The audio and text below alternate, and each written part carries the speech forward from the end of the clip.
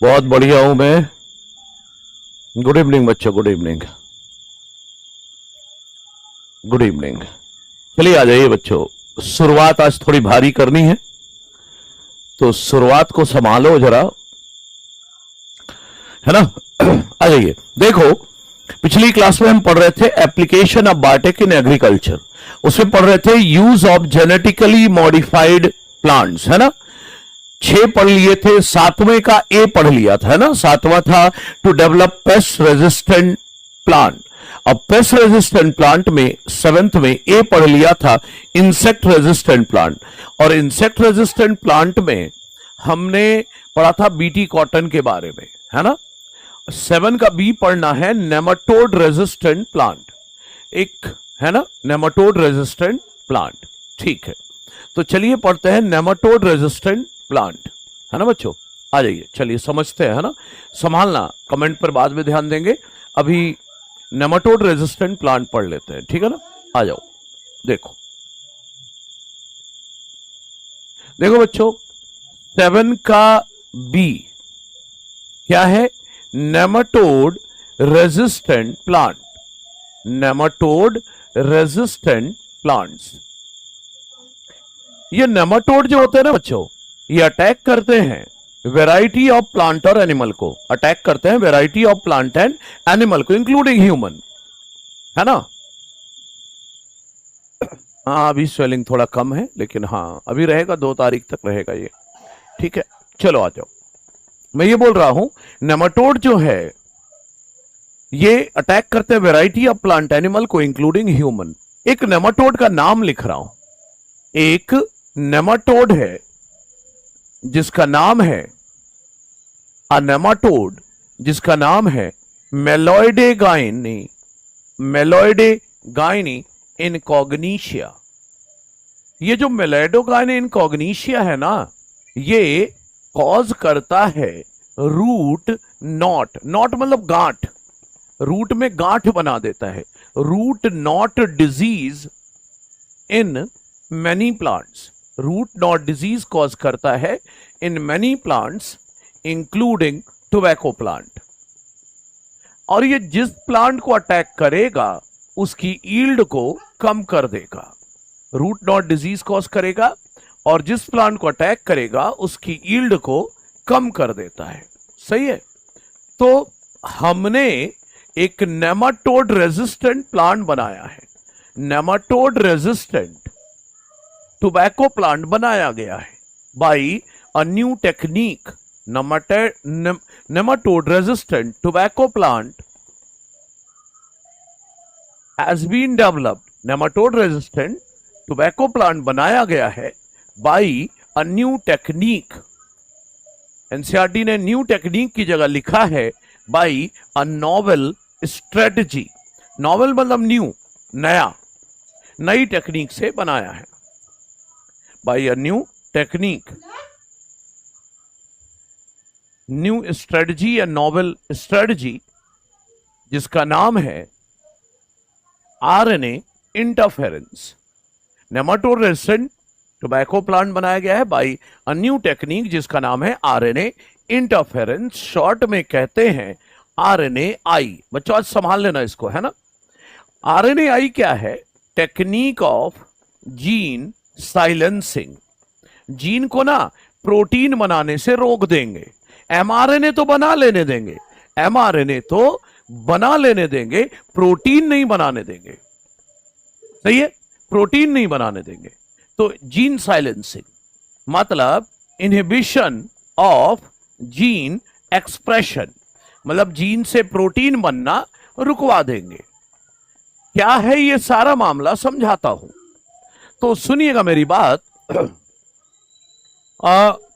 ये जो आरएनएआई है ये सभी यूकैरियोट में होता है as a method of cellular defence. RNAi take place in all eukaryotic organism। सभी यूकैरियोटिक ऑर्गेनिज्म में ये होता है as a method of cellular defence. मतलब आप ये समझे, आप जब एनसीईआरटी से पढ़ते हैं ना आरएनएआई को, तो आप समझ नहीं पाते।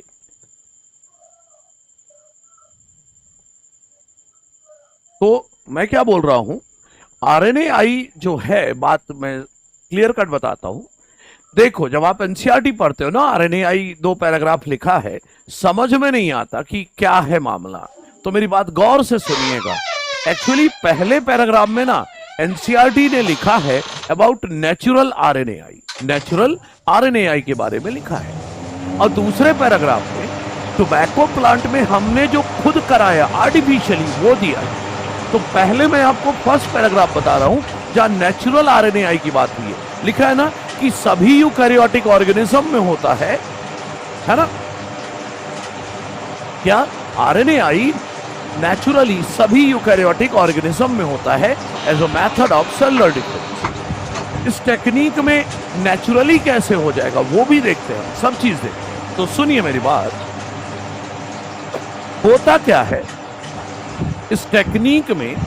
देखो, एक नेमाटोड आया प्लांट के अंदर, या कोई भी नेमाटोड आया किसी भी एनिमल में, समझना मेरी बात, एक नेमाटोड आया या कोई भी पेस्ट आया किसी भी और यूकैरियोटिक ऑर्गेनिज्म के अंदर, तो नेमाटोड क्यों आया? ताकि न्यूट्रिशन ले सके और उससे अपने लिए, अपने जीन की मदद से आरएनए प्रोटीन बना लेगा। क्या बनाना चाह रहा है? आरएनए और प्रोटीन। तो हम क्या करेंगे, नेमाटोड को आरएनए तो बना लेने देंगे, प्रोटीन नहीं बनाने देंगे। और अगर प्रोटीन नहीं बना पाएगा नेमाटोड, बिना प्रोटीन के कोई सरवाइव नहीं कर सकता, तो नेमाटोड मर जाएगा। हो गया ना नेमाटोड रेजिस्टेंट। लेकिन ये करेंगे कैसे? तो सुनिए, नेमाटोड की जीन को एमआरएनए तो बना लेने देंगे, लेकिन प्रोटीन बनाने नहीं देंगे। किसकी मदद से? कॉम्प्लीमेंट्री डबल स्ट्रैंडेड आरएनए की मदद से। क्या बोल रहा हूं? कॉम्प्लीमेंट्री डबल स्ट्रैंडेड आरएनए की मदद से नेमाटोड को जीन से आरएनए तो बना लेने देंगे, प्रोटीन नहीं बनाने देंगे। कैसे होगा ये सब बताता हूं, चिंता ना करें। तो in this technique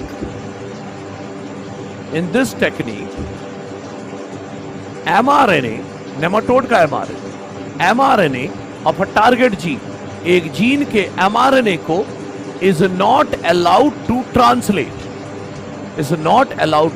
translate. Pest की जीन को एमआरएनए तो बना लेने देंगे, लेकिन उसको ट्रांसलेट नहीं करने देंगे। Is not allowed to translate, बल्कि डिस्ट्रॉय कर देंगे। बट इज डिस्ट्रॉय, ट्रांसलेट नहीं करने देंगे एमआरएनए को, बल्कि डिस्ट्रॉय कर देंगे। किसकी मदद से? विद द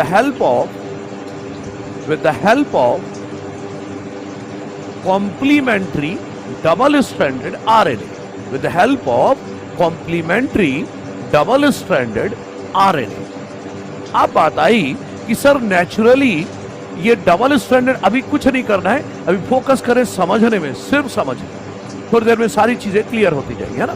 तो अभी कमेंट पर फोकस नहीं करेंगे अपन। देखिए, मैं ये बोल रहा हूं कि एमआरएनए को ट्रांसक्रिप्शन से एमआरएनए बन गया, ट्रांसलेशन नहीं होने देंगे। किसकी मदद से? कॉम्प्लीमेंट्री डबल स्ट्रैंडेड आरएनए की मदद से। अगर आर्टिफिशियली आरएनए कराऊं तो डबल स्ट्रैंडेड आरएनए का जुगाड़ मैं करवाऊंगा, जिसे टोबैको प्लांट में थोड़ी देर में करूंगा। लेकिन नेचुरली कैसे आएगा? वो देखना है अपन को, नेचुरली कैसे आएगा। तो सुनिए, एनसीईआरटी कहती है source of this complementary RNA, ये कॉम्प्लीमेंट्री आरएनए कहां से आएगा? तो source of this complementary RNA could be from, ध्यान रखना, डबल स्ट्रैंडेड आरएनए चाहिए आरएनएआई के लिए। तो कॉम्प्लीमेंट्री आरएनए कहां से आएगा? पहला कि इन्फेक्शन हो जाए, सब समझाता हूं अगली स्लाइड में, चिंता ना करो। इन्फेक्शन हो जाए वायरस का जिसमें double stranded RNA genetic material हो। Infection by virus having RNA genome, मतलब ऐसे वायरस का इन्फेक्शन हो जाए जिसका जेनेटिक मटेरियल क्या है? Double stranded RNA. या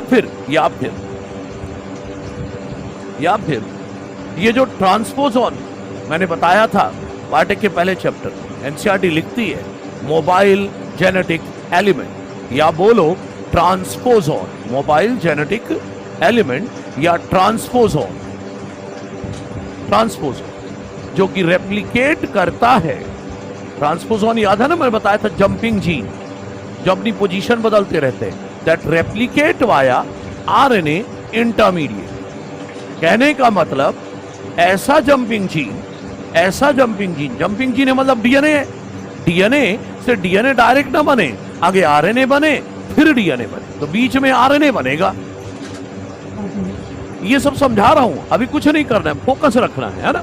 ये जो भी लिख रहा हूं अजीब लग रहा है, एनसीईआरटी लिख रहा हूं, लेकिन समझाऊंगा अगली स्लाइड में, ये सब समझाता हूं। सुनो मेरी बात, मैं ये कह रहा हूं, मान लो एक प्लांट के अंदर एक नेमाटोड आ गया, ये नेमाटोड की सेल है, ये नेमाटोड की या पेस्ट की सेल है। नेमाटोड आ गया और वो नेमाटोड की एक सेल है। नेमाटोड के सेल के अंदर ये इसकी जीन है, नेमाटोड की जीन है जो ट्रांसक्रिप्शन करके बना रही है एमआरएनए। नेमाटोड के आ गया है होस्ट के अंदर, प्लांट के अंदर क्या बना रहा है, एमआरएनए। अब एमआरएनए से क्या चाहता है वो, ट्रांसलेशन करके प्रोटीन बनाना चाह रहा है। होस्ट के अंदर ट्रांसलेशन करके प्रोटीन बनाना चाह रहा है।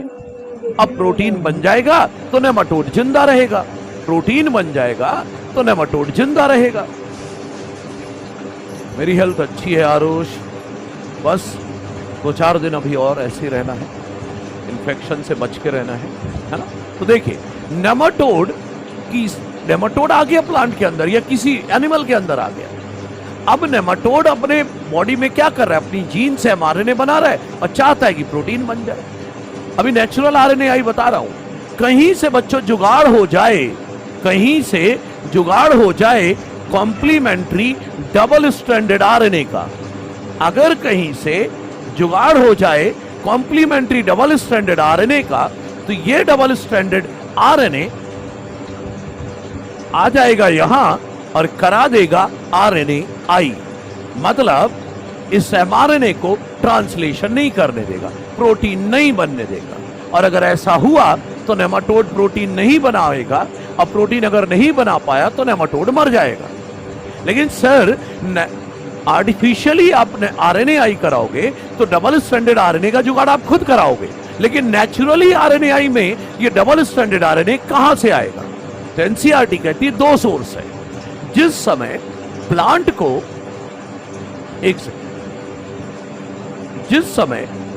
को नेमाटोड ने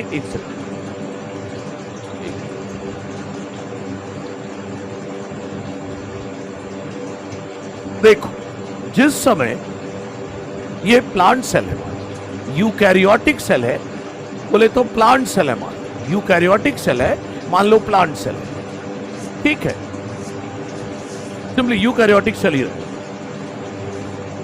ठीक है, यूकैरियोटिक एनिमल है, प्लांट है, कोई भी, मान लो ये प्लांट की सेल है। मान लो नेमाटोड जिस समय इन्फेक्शन किया है उसी समय इस प्लांट सेल को एक वायरस ने अटैक कर दिया, और उस वायरस में जेनेटिक मटेरियल है डबल स्ट्रैंडेड आरएनए।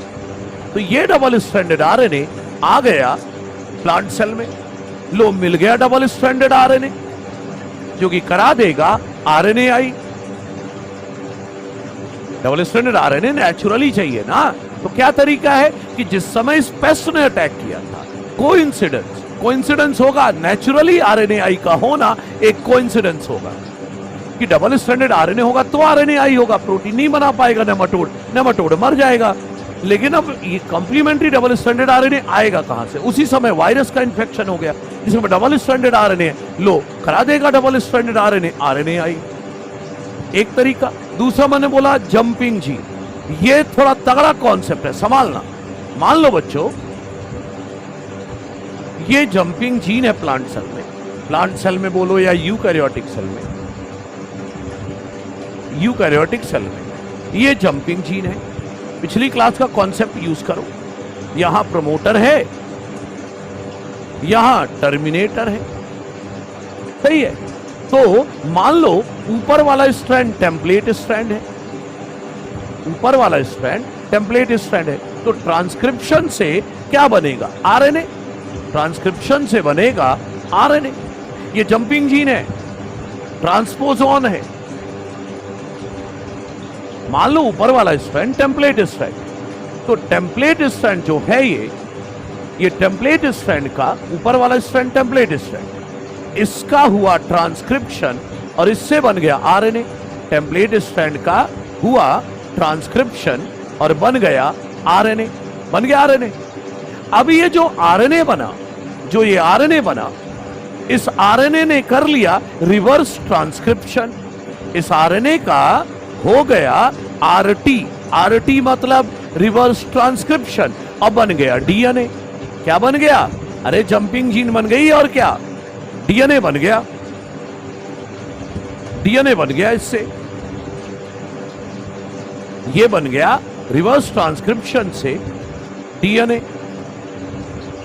अभी बोला नहीं था जंपिंग जीन, क्या जंपिंग जीन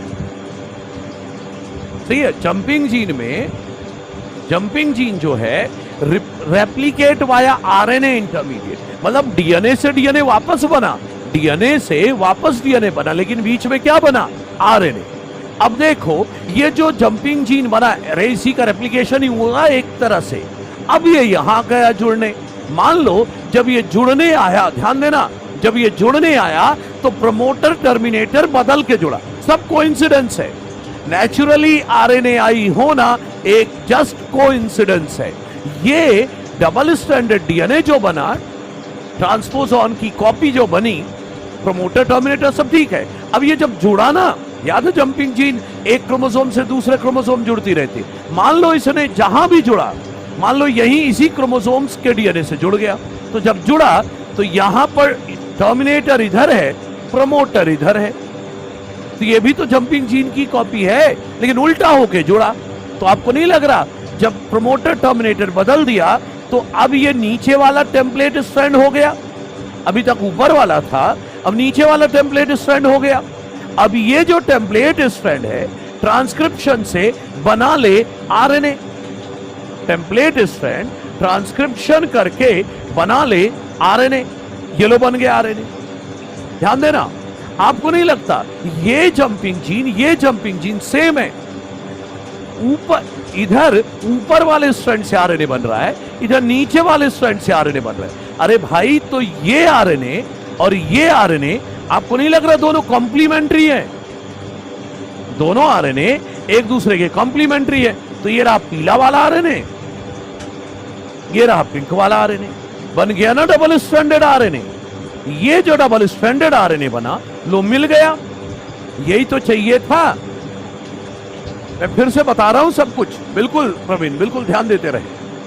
अब मैं फिर से समझाता हूं, बहुत क्लियर कट रहे। अभी बी वेरी क्लियर, मैं अभी एनसीईआरटी का पहला पैराग्राफ पढ़ा रहा हूं, नेचुरल आरएनएआई, आर्टिफिशियल अभी थोड़ी देर में सेकंड पैराग्राफ। तो सुनिए, मैं कह रहा हूं एक नेमाटोड प्लांट के अंदर घुस गया या किसी एनिमल के अंदर घुस गया। अब ये नेमाटोड प्लांट के अंदर बैठा है, उसकी सेल के अंदर क्या हो रहा है? ट्रांसक्रिप्शन। अब ट्रांसक्रिप्शन से बना लिया एमआरएनए, एमआरएनए के ट्रांसलेशन से प्रोटीन बनाना चाह रहा था। प्रोटीन बना लेगा तो जिंदा रहेगा, लेकिन मामला ये है कि उसी दौरान कोइंसिडेंस कहीं से कॉम्प्लीमेंट्री डबल स्ट्रैंडेड आरएनए आ गया और वो करा देगा आरएनएआई, ट्रांसलेशन नहीं करने देगा, प्रोटीन नहीं बनने देगा एमआरएनए से। अरे आरुष, किसी को इग्नोर नहीं कर रहा हूं बच्चे, अभी फोकस करो। हाँ, अभी मैं जो दोबारा बोलना शुरू किया हूं उस पर फोकस करो, सब चीज समझ में आएगी। एनसीईआरटी में लिखा ही ऐसे है, अब तो एनसीईआरटी 50 बार पढ़ लो ना, हवा लगेगी। उसी को समझाने की कोशिश कर रहा हूं। दो तरीके, या तो एनसीईआरटी को रट के बैठ जाओ या समझने की कोशिश करो जो एनसीईआरटी में दिया है। अभी कुछ नहीं हुआ है, अभी सिर्फ अब मैं बताना स्टार्ट कर रहा हूं नेचुरल आरएनएआई कैसे होता है। मैं बोल रहा हूं नेमाटोड अंदर है प्लांट के, नेमाटोड अपने सेल के अंदर जीन से ट्रांसक्रिप्शन करा रहा है, एमआरएनए बना लिया। अब क्या चाह रहा था वो? प्रोटीन बनाना। आरएनएआई मतलब आरएनए इंटरफेरेंस, पहले अभी नहीं था क्या शुरुआत में? अच्छा, अब क्या एमआरएनए तो बना लिया, लेकिन उसी समय उस प्लांट में कहीं से डबल स्ट्रैंडेड आरएनए आ गया। उसने इस एमआरएनए को ट्रांसलेशन होने से रोक दिया, प्रोटीन नहीं बनने दिया। किसने? आरएनए ने। आरएनए ने इंटरफेयर किया, आरएनए ने इंटरफेयर किया प्रोटीन बनने से रोक दिया। सही है, इसीलिए कहते हैं आरएनए इंटरफेरेंस। तो अब डबल स्ट्रैंडेड आरएनए प्रोटीन नहीं बनाने देगा, लेकिन ये डबल स्ट्रैंडेड आरएनए नेचुरली कहां से आएगा? तो कोइंसिडेंस है कि जिस समय प्लांट को इसने अटैक किया था नेमाटोड ने, उसी समय एक वायरस का इंफेक्शन हो गया जिसमें डबल स्ट्रैंडेड आरएनए था। उस डबल स्ट्रैंडेड आरएनए ने आरएनएआई करा दिया, एक तरीका। दूसरा तरीका है कि प्लांट में या एनिमल में जंपिंग जीन्स होती है, ऐसी जीन जो अपना पोजीशन बदलती रहती है, तभी उनको कहते हैं मोबाइल जेनेटिक एलिमेंट, इधर उधर बदलते रहते हैं। तो ये जंपिंग जीन था।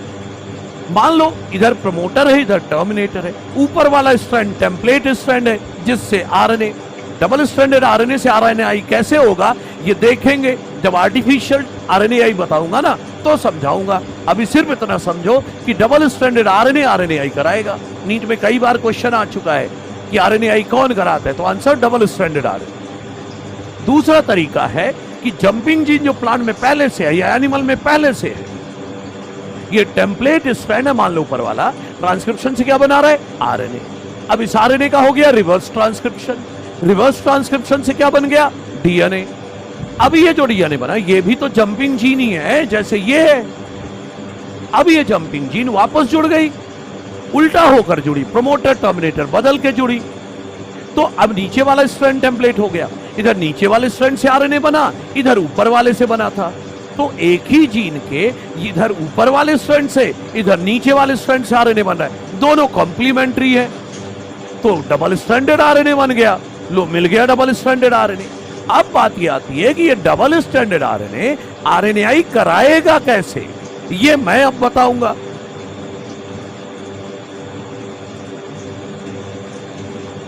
कोइंसिडेंस ये है कि जिस समय नेमाटोड ने अटैक किया था उसी समय इन दो में से कोई एक जुगाड़ से डबल स्ट्रैंडेड आरएनए मिल जाए, वो आरएनएआई कराए। सही है। अब ये डबल स्ट्रैंडेड आरएनए आरएनएआई कैसे कराता है? हाँ, बिल्कुल रेयर है अदिति, टेंशन ना ले। इसीलिए तो रेयर है भाई, कोइंसिडेंस होना रेयर है, नेचुरली आरएनएआई होना रेयर है। लेकिन तभी तो टोबैको प्लांट में हम खुद आरएनएआई करा रहे हैं, नहीं तो वो प्लांट खुद ही ना कर लेता। तो अब ये डबल स्ट्रैंडेड आरएनएआई कैसे कराता है, ये मैं आपको आर्टिफिशियल आरएनएआई में समझाने वाला हूं। क्लियर है? एनसीईआरटी का पहला पैराग्राफ आप पढ़ लो, यही मिलेगा। ठीक है, मैं सिर्फ एनसीईआरटी समझाना चाह रहा हूं। ठीक है, तो देखो अब आर्टिफिशियल, हाँ सब कुछ समझेंगे, चिंता ना करो। अब आर्टिफिशियली आरएनएआई कैसे कर, बहुत संभालना भाई, ये थोड़ा सा था, अब बहुत भारी आइटम आ रहा है, देखना।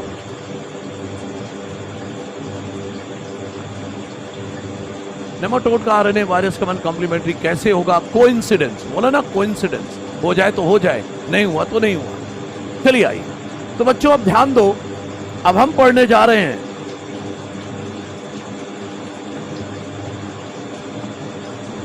चलो अब संभालना भाई, अभी कमेंट बाजी कुछ नहीं, अभी सिर्फ इतना समझो। अब इधर जो समझा रहा हूं ना, कोशिश करते एक ही बोर्ड में आ जाए।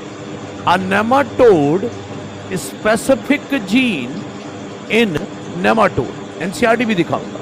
A nematode specific gene in nematode, मतलब क्या है इसका, मेरी बात समझना। मान लो ये एक नेमाटोड है, ये एक नेमाटोड है, इस नेमाटोड के अंदर की जीन की बात हो रही है। मान लो नेमाटोड की एक जीन है, इधर प्रमोटर है, इधर टर्मिनेटर है। ठीक है, ध्यान देना, ये नेमाटोड की जीन है, यहां 3 से 5 है, यहां 5 से 3 है। तो देखो ना, नीचे वाला स्ट्रैंड टेम्पलेट स्ट्रैंड है या एंटीसेंस स्ट्रैंड है? टेम्पलेट स्ट्रैंड है, और ऊपर वाला 5 से 3 वाला सेंस स्ट्रैंड है, या बोलो कोडिंग स्ट्रैंड है। ध्यान से समझना भाई, अभी कोई दिमाग में बातें ना बनाए कि क्या कैसे हो रहा है, सब पता चल जाएगा धीरे धीरे, इंतजार करें। ट्रांसपोजोन पढ़ा चुका हूं पुतिन, पिछले चैप्टर में जाकर देखो जरा, ट्रांसपोजोन जंपिंग जीन को कहते हैं, ऐसी जीन जो अपनी पोजीशन बदल ले। ठीक है, हाँ अब समझो जरा, नेमाटोड के बॉडी के अंदर की ये जीन है, समझना मेरी बात। नेमाटोड के बॉडी के अंदर, उसकी सेल के अंदर की ये जो जीन है, ये जीन है नेमाटोड की। सब पता चल जाएगा। थोड़ा मैंने बोला कोई कमेंटबाजी नहीं, अभी सिर्फ फोकस समझने में। अंत में जब रिपीट करेंगे ना तब बताना कैसे क्या करना है, ठीक है? थोड़ा इंतजार करें। तो देखो, ये नेमाटोड के बॉडी की, उसके सेल के अंदर की जीन है, ठीक है? अब टेम्पलेट स्ट्रैंड ये है, तो ट्रांसक्रिप्शन से आरएनए इसी से तो बनेगा, ट्रांसक्रिप्शन से आरएनए बनेगा। याद है, नॉर्मल टेम्पलेट स्ट्रैंड 3 से 5 से जब आरएनए बनता है तो इसे सेंस आरएनए कहते हैं। मैंने पिछली क्लास में बताया था। नॉर्मल आरएनए जो बनता है, एमआरएनए जो नॉर्मल बनता है, उसे क्या बोलते हैं? सेंस आरएनए बोलते हैं। और उस बाकी बातें बाद में रिवाइज कैसे करना है वो बाद में कर लेंगे, अभी फोकस कर बच्चे इसमें। टेम्पलेट स्ट्रैंड ट्रांसक्रिप्शन करके बनाएगा आरएनए। जो नॉर्मल एमआरएनए बनता है उसे क्या नाम दिया था हमने पिछली क्लास में? क्या नाम दिया था? सेंस आरएनए नाम दिया था, ठीक है? अब ये नेमाटोड, हम कुछ नहीं कर रहे अभी, ये नेमाटोड के अंदर की जानकारी बता रहा हूं। नेमाटोड के अंदर, नेमाटोड क्यों आया है प्लांट के अंदर? ताकि न्यूट्रिशन ले सके और फिर ट्रांसक्रिप्शन, ट्रांसलेशन करके प्रोटीन बना सके। अब हमें क्या करना है, सुनना जरा। मैं क्या करूंगा, ये नेमाटोड की वो जीन है जो ऐसा प्रोटीन बनाती है, ये नेमाटोड की वो जीन है जो ऐसा प्रोटीन बनाती है जो नेमाटोड के जिंदा रहने के लिए जरूरी है। ये नेमाटोड की वो जीन है जो ऐसा प्रोटीन बनाती है जो नेमाटोड के जिंदा रहने के लिए जरूरी है। अगर नेमाटोड इस जीन से प्रोटीन ना बनाए तो नेमाटोड मर जाएगा। सही है? तो समझिएगा, मुझे क्या करना है, मुझे क्या करना है, नेमाटोड की इस जीन की 2 कॉपी बनानी है आर्टिफिशियली। नेमाटोड की इस जीन की 2 कॉपी मुझे बनानी है आर्टिफिशियली, एक एज सच, एक एज सच, और दूसरी प्रमोटर टर्मिनेटर बदल के। इस जीन की 2 कॉपी मुझे बनानी है, एक एज सच और एक प्रमोटर टर्मिनेटर बदल के, और दोनों कॉपी बनाने के बाद टोबैको प्लांट सेल में डाल देना है with the help of agrobacterium vector. Agrobacterium vector का मतलब है टीआई प्लाज्मिड की मदद से। सही है? एनसीईआरटी। तो देखो, नेमाटोड स्पेसिफिक जीन्स, वो स्पेसिफिक बोले तो वही वाली gene, nematode specific genes are introduced into host plant, बोले तो टोबैको प्लांट में डालेंगे बाय यूजिंग एग्रोबैक्टीरियम वेक्टर। बोले तो एग्रोबैक्टीरियम वेक्टर क्या है? TI plasmid. तो एग्रोबैक्टीरियम वेक्टर या टीआई प्लाज्मिड की मदद से इस जीन, मैंने क्या बोला? इस जीन की 2 कॉपी बनाना है, इस जीन की 2 कॉपी हमें बनानी है, ठीक है? इस जीन की हमें 2 कॉपी बनानी है। इस जीन की जब 2 कॉपी बनाएंगे, एक नॉर्मल और एक प्रमोटर टर्मिनेटर बदल के, बनाने के बाद दोनों को एग्रोबैक्टीरियम वेक्टर की मदद से, मतलब टीआई प्लाज्मिड की मदद से इसमें डाल देना है। बिल्कुल एंटीसेंस जैसा ही, टेक्नोलॉजी जैसा। थोड़ा इंतजार करें, लेकिन ये थोड़ा उससे आगे है। तो चलो इस जीन की 2 कॉपी बनाते हैं। मैंने टोबैको प्लांट में ये जीन डाल दी। देखो, ये प्रमोटर है, ये टर्मिनेटर है, ये 3 से 5 है, ये 5 से 3 है। एज सच बनाया ना, एज सच। एज सच बनाया तो 3 से 5 वाला टेम्पलेट है, नीचे वाला स्ट्रैंड टेम्पलेट स्ट्रैंड है, ऊपर वाला सेंस या कोडिंग स्ट्रैंड है, सेंस स्ट्रैंड है या बोलो कोडिंग स्ट्रैंड है, और ये टेम्पलेट स्ट्रैंड है। तो एज सच बनाया ना इस जीन की एक कॉपी बदल कर। तो चलो एक कॉपी मैंने इसकी बदल के बना, बाकी सब कुछ सेम रखूंगा, 3 से 5, 5 से 3, सब कुछ वही रखूंगा। बस टर्मिनेटर और प्रमोटर की पोजीशन बदल दी, पोजीशन बदल दी। तो अब आपको नहीं लग रहा कि ऊपर वाला स्ट्रैंड कोडिंग की जगह टेम्पलेट स्ट्रैंड हो गया? अब ऊपर वाला स्ट्रैंड टेम्पलेट हो गया, इधर नीचे वाला सेंस या कोडिंग स्ट्रैंड हो गया। हमें क्या करना है मैं वो बता रहा हूं, हमें क्या करना है वो देखना है, ठीक है, समझना मेरी बात। नेमाटोड की उस जीन की 2 कॉपी मैंने बनाई, 2 कॉपी, एक एज सच ये रहा, एक कॉपी बनाई लेकिन प्रमोटर टर्मिनेटर बदल के लगाए। इन दोनों को एग्रोबैक्टीरियम वेक्टर, बोले तो टीआई प्लाज्मिक वेक्टर की मदद से टोबैको प्लांट में डाल दिया। वही प्लांट सेल में डाल दिया, एक प्लांट सेल में डाल दो, फिर टिश्यू कल्चर से पूरा प्लांट बना लो, तो प्लांट की हर सेल में पहुंच गई ना जी, बस अपना काम खत्म, अपना काम खत्म। अब जो भी होगा प्लांट सेल खुद करेगा। अब हमारा काम खत्म, हमारा काम सिर्फ था जीन बनाओ और डाल दो, बस। अब टोबैको प्लांट सेल में ये जीन क्या करेंगे, देखो जरा, टोबैको प्लांट में ये जीन क्या करेंगे उस पर फोकस करो। इधर टेम्पलेट स्ट्रैंड नीचे वाला है तो आरएनए बनेगा। याद है नॉर्मल आरएनए जो बनता है उसे हम पिछली क्लास में सेंस आरएनए नाम दिया था। इधर ऊपर वाला स्ट्रैंड टेम्पलेट है तो ऊपर वाले स्ट्रैंड से आरएनए बनेगा, इसको क्या नाम दिया था हमने, एंटी सेंस आरएनए। इधर सेंस आरएनए, इधर ऊपर वाले स्ट्रैंड से बना एंटी सेंस। क्यों बोला एंटी सेंस, क्योंकि सेंस आरएनए का कॉम्प्लीमेंट्री है, और क्योंकि देखो ना सेम जीन इधर नीचे वाले स्ट्रैंड से आरएनए बन रहा है, इधर ऊपर वाले से बन रहा है, तो दोनों आरएनए एक दूसरे के कॉम्प्लीमेंट्री है, तो बीइंग कॉम्प्लीमेंट्री ये बन जाएंगे double stranded. Being complementary become double stranded. Complementary होने के कारण बेस पेयरिंग हो गई और हो गया ये डबल स्ट्रैंडेड। देखो ना बन गया डबल स्ट्रैंडेड आरएनए, बन गया डबल स्ट्रैंडेड आरएनए। देखो मिल गया वो डबल स्ट्रैंडेड आरएनए जो कराएगा आरएनए आई। एनसीईआरटी ने पता है कैसे लिखा है, सेकंड पैराग्राफ अगर आप पढ़ोगे तो वहां मिलेगा लिखा हुआ कि using agrobacterium vector nematode specific gene को इंट्रोड्यूस कराया गया प्लांट में, और जीन को कुछ इस तरह से इंट्रोड्यूस कराया गया कि प्लांट में जाकर ये सेंस आरएनए बनाए। इस तरह जीन को डाला गया कि प्लांट में जाकर ये सेंस आरएनए और एंटी सेंस आरएनए दोनों बनाए, और ये जो 2 आरएनए बने कॉम्प्लीमेंट्री होने के कारण डबल स्ट्रैंडेड आरएनए बन जाएगा, और ये जो डबल स्ट्रैंडेड आरएनए बना ये इनिशिएट करेगा आरएनए आई। पढ़ लो एक बार, फिर ना बोलना नहीं समझाया। सेकंड पैराग्राफ पढ़ लो वहां तक जहां तक मैंने बोला कि दिस डबल स्ट्रैंडेड आरएनए जो बना इनिशिएट करेगा आरएनए आई। कैसे करेगा वो मेरा काम है, मैं बताऊंगा। जैसे वहां पर डबल स्ट्रैंडेड आरएनए नेचुरली किसी जुगाड़ से बन गया तो आरएनए आई हो जाएगा, लेकिन वो कोइंसिडेंस था। यहां तो मैंने खुद जीन डाली ताकि डबल स्ट्रैंडेड आरएनए बने ही बने। अब ये डबल स्ट्रैंडेड आरएनए के पीछे जो पढ़े थे आप कि आरएनए आई कैसे कराएगा, इसको प्रोटीन बनाने से कैसे रोकेगा, वो मेरा काम है, मैं बताऊंगा। एक बार पढ़ो, यही लिखा है क्या? बिल्कुल, पहले ही बोला था भारी आइटम है ये, बड़ा भारी लगता है। ठीक है बच्चों, अब आपको दिमाग में ये रखना है चाहे नेचुरल आरएनए आई था डबल स्ट्रैंडेड आरएनए,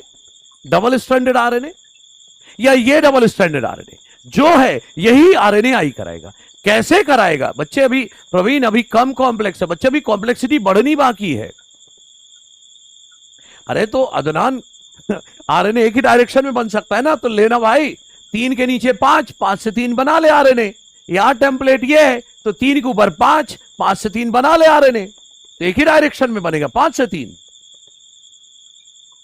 अरे इतनी बार तो समझा दिया। अच्छा एक बार अंत में और बताऊंगा, ठीक है, एक बार दोबारा रिकैप करूंगा, ठीक है। हाँ चलो आ जाओ आगे, आगे प्रोसेस कंप्लीट करते हैं, फिर एक बार बता दूंगा तो जिससे आपका काम हो जाए, है ना। ठीक है, अब देखो डबल स्ट्रैंडेड आरएनए। देखो हम लोग यूकैरियोट, हमारे पास सिंगल स्ट्रैंडेड आरएनए होता है। यूकैरियोट डबल स्ट्रैंडेड आरएनए तो केवल कुछ वायरस में होता है ना, जेनेटिक मटेरियल। तो जैसे ही डबल स्ट्रैंडेड आरएनए यूकैरियोट की सेल में आता है, बॉडी समझ जाती है कोई बाहरी है भाई, ये बताऊंगा, चिंता ना करो। आगे की लाइन यार राजेश्वर, आगे की लाइन क्यों पूछ रहा है? जहां तक मैंने बोला तो वहीं तक पढ़ना भाई, फिर बाद में पढ़ना जब बोलूं।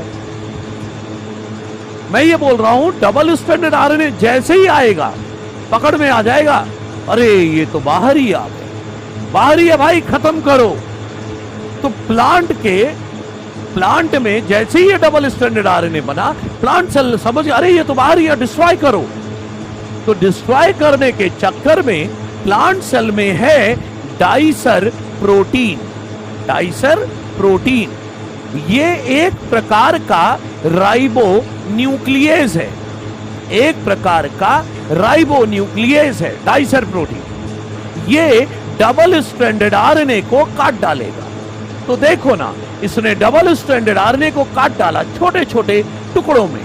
अब ये जो छोटे छोटे टुकड़े बने ना डबल स्ट्रैंडेड आरएनए को काटने से, इसको बोलते हैं siRNA। क्या बोलते हैं? siRNA। siRNA का मतलब है स्मॉल इंटरफेरिंग आरएनए या short interfering RNA. Small interfering RNA बोलो या स्मॉल की जगह शॉर्ट बोलो, एक ही बात है। शॉर्ट इंटरफेरिंग आरएनए या स्मॉल इंटरफेरिंग आरएनए बन गया। समझना ध्यान से भाई। हाँ, तो प्लांट ने समझ लिया कि ये तो डबल स्ट्रैंडेड आरएनए अपना नहीं है भाई, डिस्ट्रॉय करो। डिस्ट्रॉय करने के चक्कर में छोटे छोटे टुकड़े कर दिए, इसे बोलेंगे siRNA। तो प्लांट में ये सब चल रहा है, ध्यान से समझना, सिंक्रोनाइज करना चीजों को, कैसे कैसे चीजें बढ़ रही हैं आगे। अब प्लांट में ये बन गया, उसी समय प्लांट बॉडी के अंदर नेमाटोड घुस गया। तो ये जितना भी कांड हुआ है ये सब प्लांट सेल में हुआ है। ये प्लांट में हुआ है, जो भी हुआ है, ये जितना भी हो रहा था ये सब प्लांट सेल में हो रहा था, प्लांट सेल। अब उसी समय कौन घुस गया आकर? नेमाटोड घुस गया। नेमाटोड जब घुस गया यहां, तो नेमाटोड ने इस प्लांट सेल से न्यूट्रिशन सक करना शुरू किया। इस नेमाटोड ने, ये नेमाटोड है जो न्यूट्रिशन सक कर रहा है प्लांट बॉडी में, प्लांट सेल के अंदर से। तो जब ये न्यूट्रिशन सक कर रहा है, एक सेकंड, जब ये न्यूट्रिशन सक कर रहा है,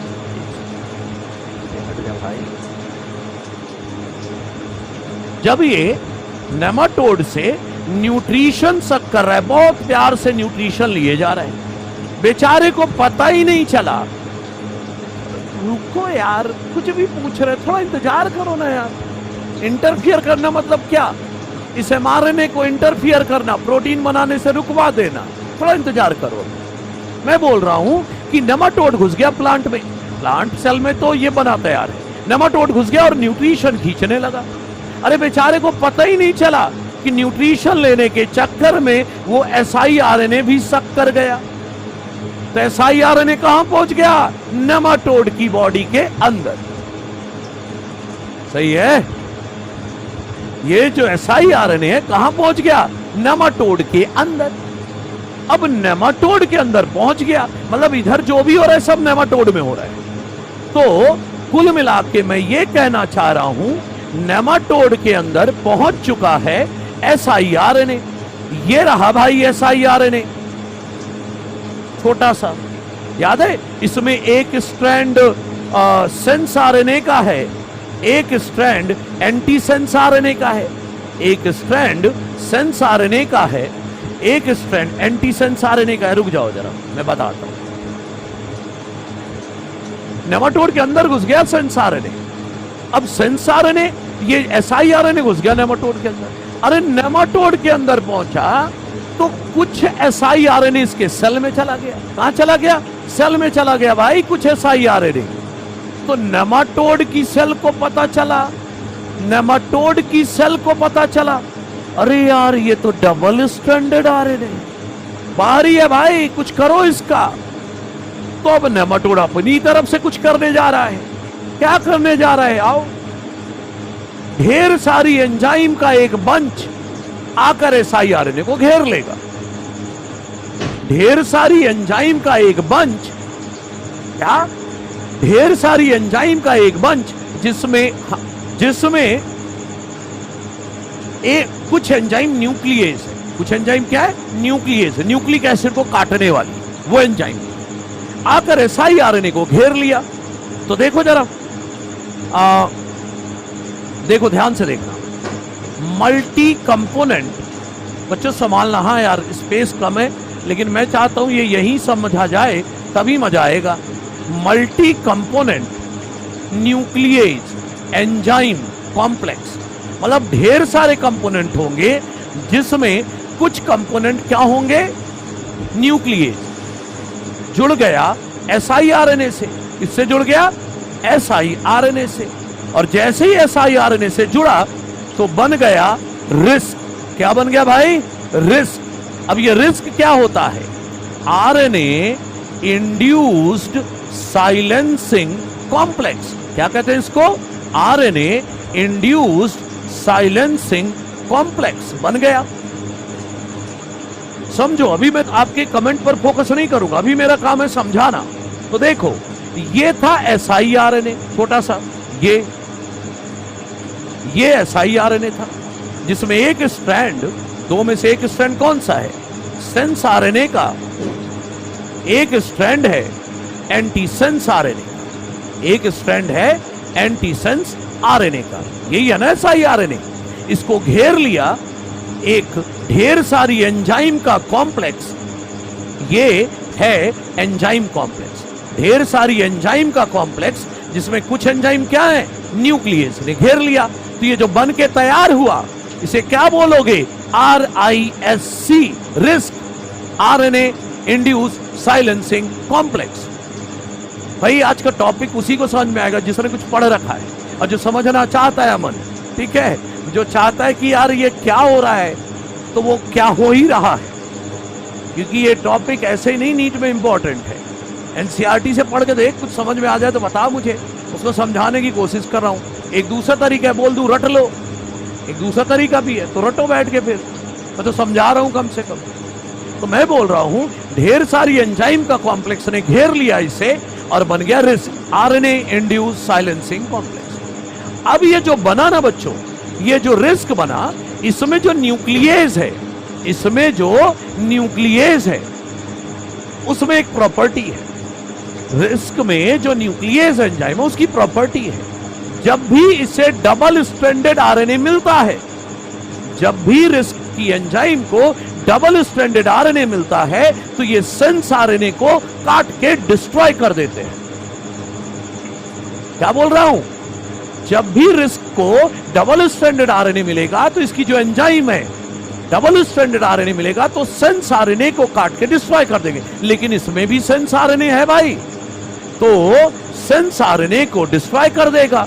तो क्या हुआ, सेंस आरएनए को डिग्रेड कर दिया गया, सेंस आरएनए को डिग्रेड कर दिया गया, तो क्या बचा, सेंस डबल स्ट्रैंडेड आरएनए मिल गया था ना, तो सेंस आरएनए को डिस्ट्रॉय कर दिया, बचा सिर्फ एंटी सेंस आरएनए।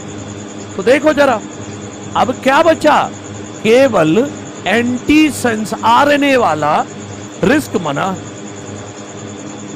ये लो, अरे भाई सेंस आरएनए डिस्ट्रॉय हो गया, अब ये इतना बचा है, ये इतना बचा है,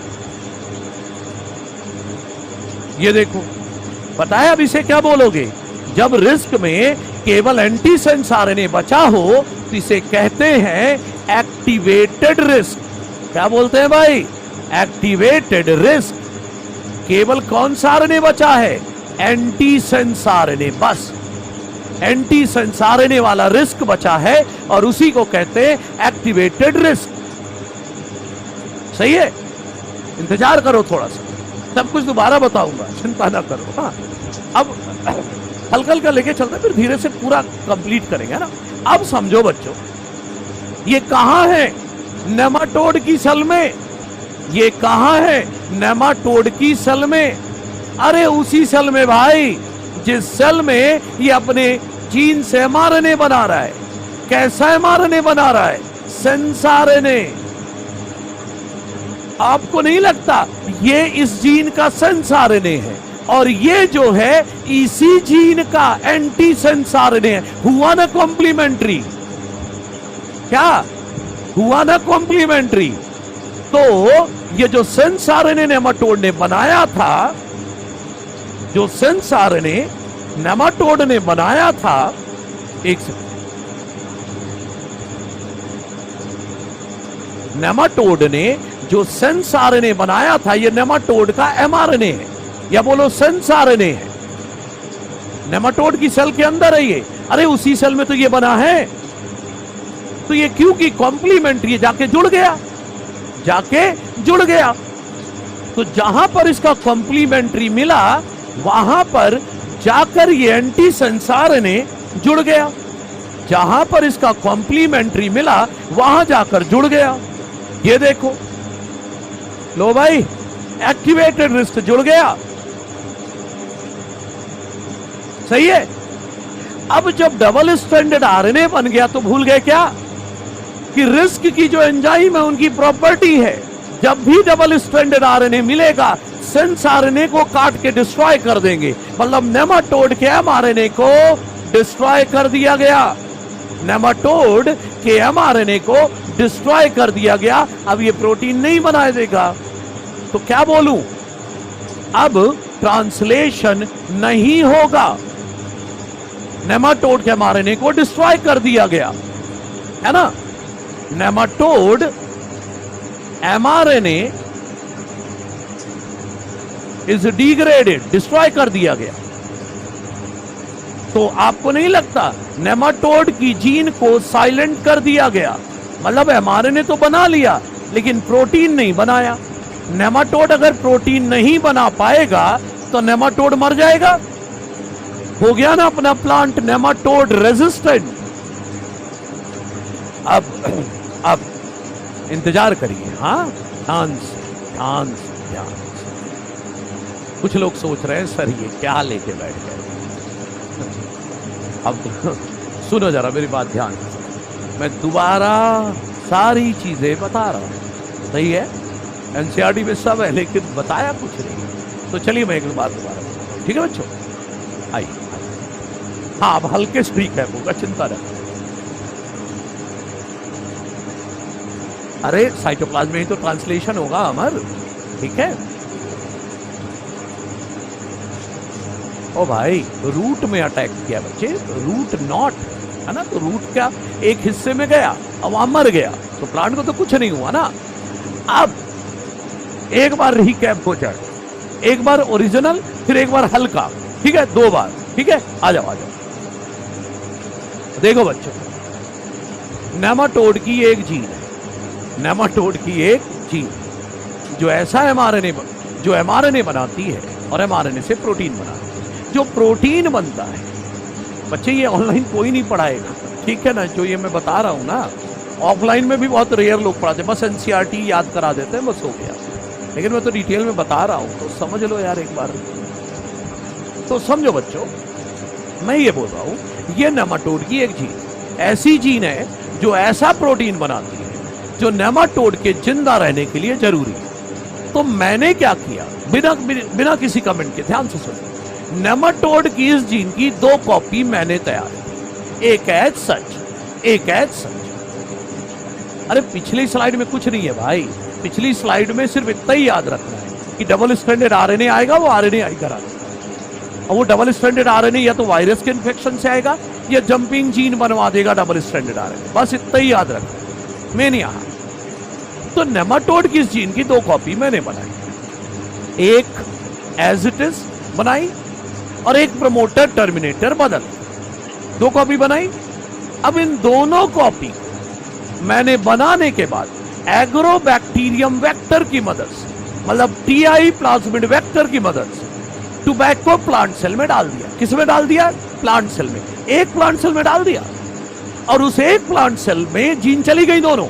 अब टिश्यू कल्चर से पूरा पौधा बना लो, टिश्यू कल्चर से पूरा पौधा बना लो, तो प्लांट की हर सेल में पहुंच गई ना दोनों जीन। अपना काम खत्म, जीन पहुंच गई ना प्लांट सेल में, बस अपना काम खत्म। अब जो भी होना अपने आप होगा। दोनों जीन पहुंच गई हैं, इसने ट्रांसक्रिप्शन से नीचे वाला स्ट्रैंड टेम्पलेट है तो आरएनए बनाया, नॉर्मल आरएनए बन रहा है, सेंस आरएनए। लेकिन इधर टेम्पलेट ऊपर वाले, तो ऊपर वाले से आरएनए बनेगा, तो इधर नीचे वाले स्ट्रैंड से आरएनए बना सेंस आरएनए। ये ऊपर वाले स्ट्रैंड से जो आरएनए बन रहा है वो इसका कॉम्प्लीमेंट्री है, सेंस आरएनए का कॉम्प्लीमेंट्री है, इसलिए इसको नाम दिया एंटी सेंस आरएनए। अब क्योंकि दोनों कॉम्प्लीमेंट्री है, डबल स्ट्रैंडेड हो गया। और यूकैरियोट में डबल स्ट्रैंडेड आरएनए होना अपने आप पता चल जाएगा कुछ गड़बड़ है। अब कुछ गड़बड़ है तो काटो। तो डाइसर प्रोटीन ने छोटे छोटे टुकड़े कर दिए। अब ये जो छोटे छोटे टुकड़े हैं इन्हें कहते हैं SIRNA, शॉर्ट इंटरफेरिंग आरएनए या स्मॉल इंटरफेरिंग आरएनए। प्लांट में ये चल रहा था, उसी समय नेमाटोड घुस गया, न्यूट्रिशन खींचने लगा। न्यूट्रिशन के चक्कर में पता ही नहीं चला SIRNA सक कर गया। कुछ SIRNA इसकी सेल में चला गया, उसी सेल में जिसमें वो प्रोटीन बनाना चाह रहा था। और जब सेल में चला गया ये SIRNA तो नेमाटोड को पता चला रही है तो डबल स्टैंडर्ड है भाई आरएनए, अपना तो नहीं है, कुछ करो इसका। तो क्या किया नेमाटोड ने, एक एंजाइम का बंच चिपका दिया इससे, जिसमें कुछ एंजाइम न्यूक्लियस है। तो SIRNA से जब एंजाइम का बंच जुड़ गया तो इसको नाम दिया RNA induce silencing complex, risk. अब इस एंजाइम के अंदर, इस कॉम्प्लेक्स के अंदर जो न्यूक्लियस एंजाइम है उनका एक फीचर है। क्या फीचर है भाई इनके अंदर? रिस्क के अंदर जो न्यूक्लियस है उनका एक फीचर है, जब भी उन्हें डबल स्टैंडर्ड आरएनए मिलता है सेंस आरएनए को डिस्ट्रॉय कर देते। तो सेंस आरएनए को डिस्ट्रॉय कर दिया तो बचा रिस्क, जिसमें केवल एंटी सेंस आरएनए है। इसी को कहते हैं एक्टिवेटेड रिस्क। सही है। कहां बना ये? उसी सेल में नेमाटोड की, जहां वो एमआरएनए प्रोटीन बनाने को तैयार है। एमआरएनए बनाया। एमआरएनए कैसा बनाया नेमाटोड ने अपनी सेल के अंदर? सेंस आरएनए नॉर्मली तो बनाएगा, और इसमें है एंटी सेंस। ओ भाई, ये जो एंटी सेंस आरएनए है ये भी तो इसी जीन का है। तो ये सेंस आरएनए, ये एंटी सेंस आरएनए उसी जीन का, जहां पर कॉम्प्लीमेंट्री होगा जुड़ गया है ना। यहां लिख देता हूं, यहां पर लिख देता हूं, activated RISC bind to nematode mRNA. Nematode mRNA से जुड़ गया। अरे जुड़ गया तो डबल स्ट्रैंडेड आरएनए हो गया। और डबल स्ट्रैंडेड आरएनए जब बन गया तो रिस्क की एंजाइम का पता ही हमें कि जब भी डबल स्ट्रैंडेड आरएनए मिलेगा सेंस आरएनए को काट डालेंगे, डिस्ट्रॉय करेंगे। तो देखो, मैंने बोला था नेमाटोड की जीन ने एमआरएनए तो बना लिया, प्रोटीन नहीं बनाने दिया। अब बिना प्रोटीन के नेमाटोड मर गया, मतलब अब नेमाटोड उस पेड़ में सरवाइव नहीं कर पाएगा और हमारा प्लांट हो गया नेमाटोड रेजिस्टेंट। समझ रहे हो? क्लियर? तो हमारा प्लांट हो गया नेमाटोड। अब बार बार बोल रहे थे ना आरएनए इंटरफेरेंस। अरे तो आरएनए ने ही तो इंटरफियर किया, प्रोटीन नहीं बनने दिया। प्रोटीन बनाने में किसने इनहिबिशन डाला, इंटरफियर किसने किया? आरएनए ने। जहां तक आपने एनसीईआरटी पढ़ी थी उसके आगे का भी पढ़ लो ना, वहां लिखा होगा कि रिजल्ट है कि अब जो पैरासाइट है, जो नेमाटोड है, अब वो वहां जिंदा नहीं रह पाएगा और अपना प्लांट हो जाएगा नेमाटोड रेजिस्टेंट। राजकुमार, ठीक है? अब पढ़ लो एक बार। और इसके बाद एनसीईआरटी में 2 डायग्राम बने हैं, उन डायग्राम को देख लो जरा। गंदे से डायग्राम है 2, उनकी बात कर। ठीक है भाई, ये पूरा एक बार बता दिया। हाँ बच्चे, डेप्थ में जाओ, डेप्थ में नहीं जाएंगे ना बच्चे तो रटो, तरीका यही है, फिर रट डालो। और डिटेल में पढ़ते हैं तो एक एक चीज क्लियर रहती है, और एक बार समझ में आ गया तो जिंदगी भर याद रहेगा, फिर नहीं तैयार करना पड़ता। और रटने का तो यह हर बार रटो बैठ के। ठीक है, एक बार एनसीईआरटी का डायग्राम देखो जरा।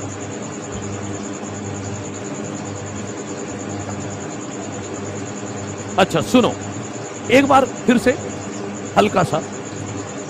एक ने लिखा है कि सर नेमाटोड वाले से बता दो। ठीक है, बता देता हूं। देखो, नेमाटोड प्लांट के अंदर SIRNA बना है। नेमाटोड आया, न्यूट्रिशन लेने लगा। न्यूट्रिशन लेने के चक्कर में कुछ SIRNA निकल गया, कुछ SIRNA इसकी सेल में चले गए। सेल में चले गए तो नेमाटोड को पता चला ये डबल स्ट्रैंडेड RNA है, ये तो अपना नहीं है भाई, कुछ गड़बड़ है, डिस्ट्रॉय करो। तो ढेर सारी एंजाइम का बंच लगा दिया। क्या बन गया? रिस्क। सही है। रिस्क में जो एंजाइम है उसकी प्रॉपर्टी क्या है? जब भी डबल स्ट्रैंडेड आरएनए मिलेगा, डबल स्ट्रैंडेड आरएनए मिलेगा तो सेंस आरएनए को डिस्ट्रॉय कर देगा। तो बचा सिर्फ एंटी सेंस आरएनए वाला रिस्क। इसी को हमने कहा एक्टिवेटेड रिस्क। कहां बनाएंगे? नेमाटोड को उसी सेल में जहां पर ट्रांसक्रिप्शन चल रहा है। तो इधर बन रहा है सेंस आरएनए, इसमें एंटी सेंस आरएनए जुड़ गया जाके। डबल स्ट्रैंडेड आरएनए जैसे ही बना, रिस्क की जो एंजाइम है उन्होंने सेंस आरएनए को डिस्ट्रॉय कर दिया। लो, नेमाटोड अब मर जाएगा, प्रोटीन ही नहीं बनेगा, जिंदा नहीं रह पाएगा, प्लांट हो गया नेमाटोड रेजिस्टेंट। सही है? ओके, ठीक। तो ये बात है भाई। अब एनसीईआरटी के डायग्राम देखो भाई, एनसीईआरटी के डायग्राम। अरे ट्रांसपोजोन में सिर्फ इतना याद रखना है यार, जंपिंग जीन, ऐसी जंपिंग जीन जो डीएनए से आरएनए बनाए फिर डीएनए बनाए। ठीक है? तो जो आरएनए बना जंपिंग जीन से, वही डबल स्ट्रैंडेड आरएनए, वो जो आरएनए बना उसके थ्रू भी आरएनए आई होगा। ये हमने किया है ना। अब वो शुरुआत में नेचुरल वाला, वो नेचुरल था, यहां तो हमें डालना पड़ा ना, तो ये आर्टिफिशियली हमने कराया। ये जीन जो डाला इसलिए आर्टिफिशियल हो, अदरवाइज रेस्ट तो नेचुरल है। ठीक है? अच्छा, डायग्राम देखो एनसीईआरटी में, जहां थ्योरी खत्म हुई है। दो डायग्राम है, एक गंदा सा डायग्राम है जिसमें गांठ सी दिख रही है। नीचे देखो उस डायग्राम की लेबलिंग, ये आर्टिफिशियल आरएनए आई है। ठीक है? हमने कराया है, शुरुआत में जीन डाली ना इसलिए। तो नीचे डायग्राम देखो जरा, वो गांठ सी जो पड़ी है उसके लेबलिंग देखो, नीचे क्या लिखा है? A, root of typical control plant. लिखा है क्या? Root of a typical control plant. Control का मतलब ये नहीं है कि किसी चीज को कंट्रोल करना है भाई। सेंस आरएनए को डिस्ट्रॉय करता है, उसकी मर्जी, उसका नेचर है, वो उसका नेचर है। नेचुरल वाले में कोई रिवीजन की जरूरत नहीं, सिर्फ इतना याद रखना है कि जिस समय नेमाटोपेस्ट आए उस समय कहीं से डबल स्ट्रैंडेड आरएनए का जुगाड़ हो जाए, आरएनए आई हो जाएगा। अब डबल स्ट्रैंडेड आरएनए कहां से आ सकता है? या तो वायरस से आ जाए या तो नेमाटोड आरएनए बनवा दे, बस इतना ही याद रखना है। हाँ, पहला मिल गया, root of typical control plant.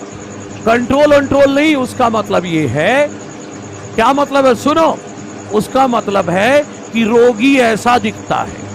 Diagram में जो टिपिकल रूट कंट्रोल प्लांट लिखा है ना, उसका मतलब है कि रोगी पौधे की रूट ऐसी दिखती है, बीमार पौधे की रूट ऐसी दिखती है। सही है?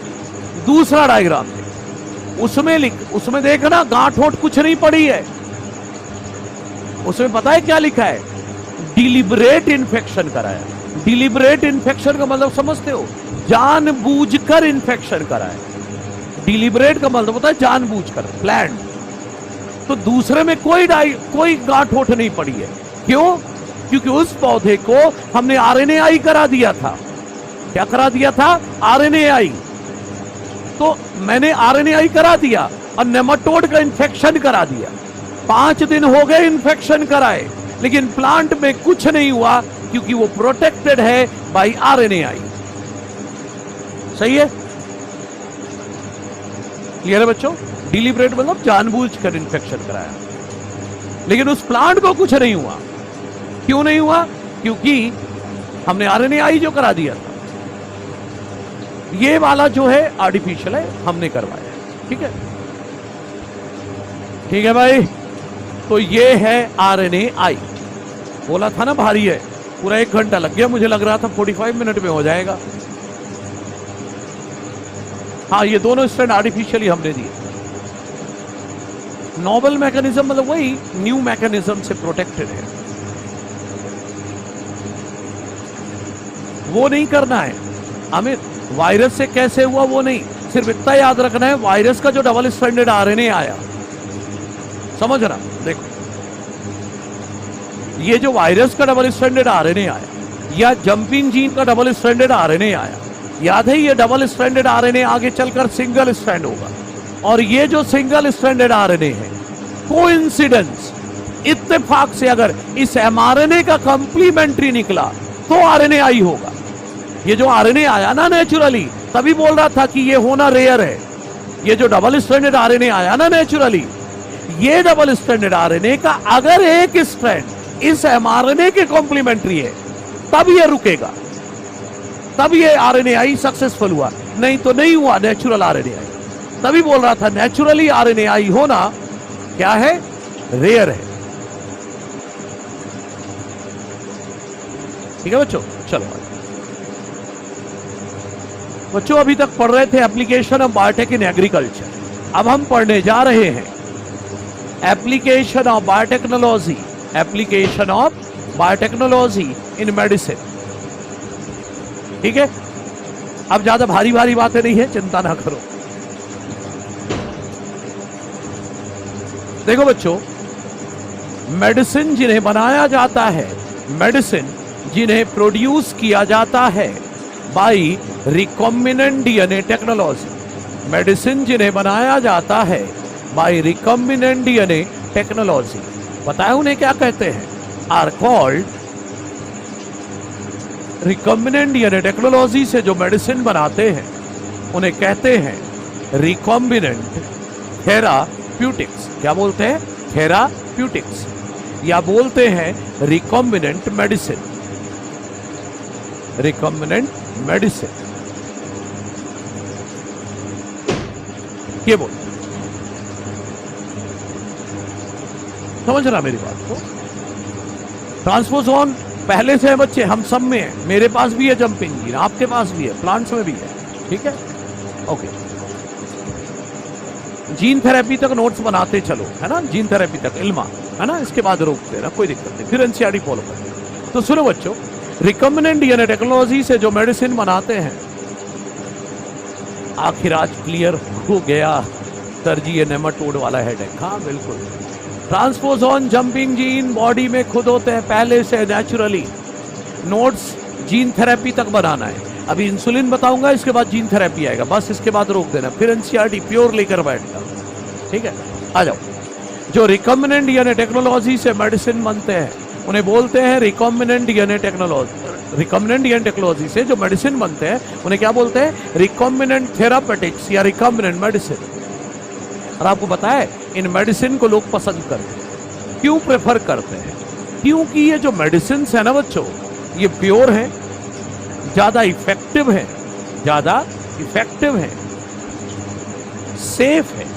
सेफ है मतलब कोई साइड इफेक्ट नहीं है। लेकिन एनसीईआरटी सीधे लिख देगी तो सबको समझ में आ जाएगा ना भाई, तो एनसीईआरटी ने थोड़ा अलग स्टाइल से लिखा है।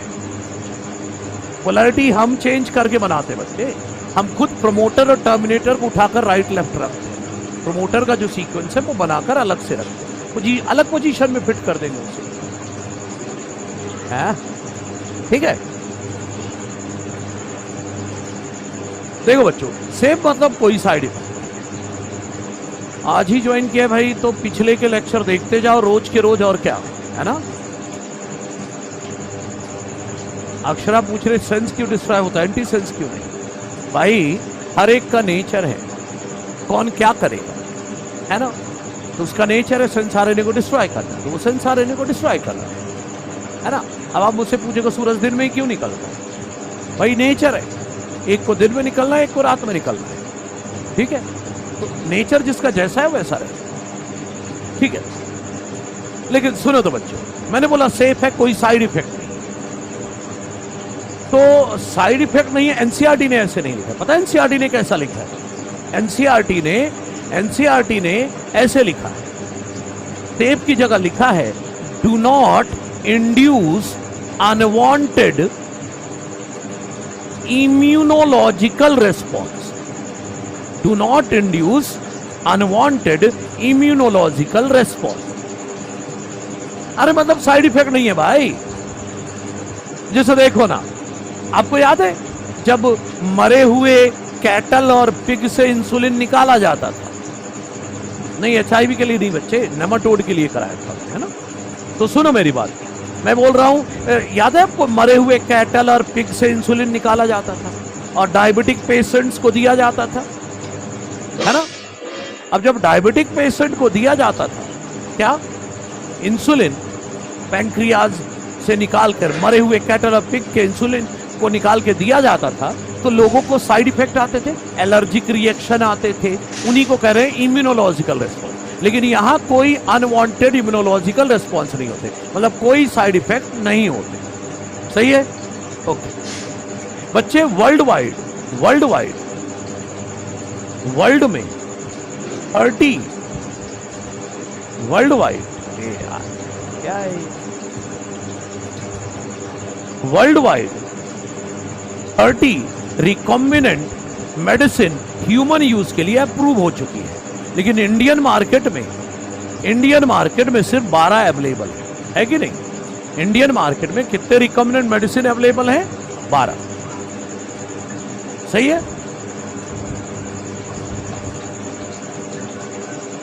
ऋतिक तू अपनी बात करना है यार, अपने एरिया की है, कहां दूसरे देश में जा रहे हैं? ठीक है, तो ये तो इंट्रोडक्शन हुआ भाई। इसके अंदर हमें 3 चीजें पढ़नी है, एक जेनेटिकली इंजीनियर्ड इंसुलिन, दूसरा पढ़ना है जीन थेरेपी, तीसरा पढ़ना है मॉलिक्यूलर डायग्नोसिस। 3 पढ़ना है बच्चे, ये तीनों समझने वाले टॉपिक है तगड़े। इसके बाद टोटल एनसीईआरटी आ जाएगी। ठीक है, आ जाओ। पहला पढ़ते हैं बच्चों, जेनेटिकली इंजीनियर्ड इंसुलिन। पहला क्या है? Genetically engineered insulin. संभालना भाई, हल्का है, कोई भारी काम नहीं है। मैंने शुरुआत में ही बोला था, इस चैप्टर में 2 ही चीज है भारी, एक है एंटीसेंस टेक्नोलॉजी और एक आरएनएआई, है ना? देखो बच्चों, बात करेंगे जेनेटिकली इंजीनियर्ड इंसुलिन की, बिल्कुल बात करेंगे। पहले मैं बात कर रहा हूं इंसुलिन की, केवल इंसुलिन। बच्चों, इंसुलिन जो होता है आप सब जानते हैं, ये एक प्रोटीनीशियस हार्मोन है, है ना? प्रोटीनीशियस हार्मोन। और इसमें 51 अमीनो एसिड होते हैं। कितने अमीनो एसिड होते हैं? 51 अमीनो एसिड होते हैं। और आप सब जानते हो कि करता क्या है ये कंट्रोल करता है ब्लड ग्लूकोज लेवल। क्या करता है इंसुलिन? ब्लड ग्लूकोज लेवल को कंट्रोल करता है। और अगर इसकी कमी हो जाए, डेफिशिएंसी हो जाए, तो हो जाती है बीमारी डायबिटीज मेलाइटस, है ना? डायबिटीज हो जाती है भाई। सही है? अब बात यह है बच्चों, ये जो इंसुलिन की बात कर रहा हूं, हमारी बॉडी में ना ये इंसुलिन के फॉर्म में नहीं बनता, इनएक्टिव फॉर्म में बनता है। हार्मोन नहीं बनता, इंसुलिन हार्मोन नहीं बनता, बल्कि प्रो हार्मोन बनता है। प्रो हार्मोन मतलब इनएक्टिव हार्मोन। इंसुलिन नहीं बनता, प्रो इंसुलिन बनता है। जब जरूरत पड़ेगी तो इसे एक्टिवेट करके इंसुलिन बनाते हैं। कैसे करते हैं वो समझाता हूं। पहले मैं प्रो इंसुलिन का स्ट्रक्चर दिखा रहा हूं। किसका? प्रो इंसुलिन का। देखो जरा, हमारी बॉडी में इंसुलिन प्रो इंसुलिन के फॉर्म में बनता है। बच्चों, ये ए पेप्टाइड है, ये इंसुलिन की ए पेप्टाइड है। ए पेप्टाइड की पहचान ये है, कि इसमें खुद का डाइसल्फाइड बॉन्ड है। इसमें ह्यूमन बॉडी में भी आरएनए हो सकता है, लेकिन बस वही बात है कि वो डबल स्ट्रैंडेड आरएनए होना चाहिए। ठीक है, देखो ए पेप्टाइड का डायग्राम है। ए पेप्टाइड की खास बात यह है कि इसका खुद का डाइसल्फाइड बॉन्ड होता है। ये बी पेप्टाइड है, ये बी पेप्टाइड है। और ए और बी पेप्टाइड आपस में जुड़े होते हैं by disulphide bond. A peptide और बी पेप्टाइड आपस में जुड़े होते हैं क्या? डाइसल्फाइड बॉन्ड से। सही है, ए पेप्टाइड और बी पेप्टाइड हो गया। लेकिन एक और पेप्टाइड होता है बच्चों, एक और होता है सी पेप्टाइड।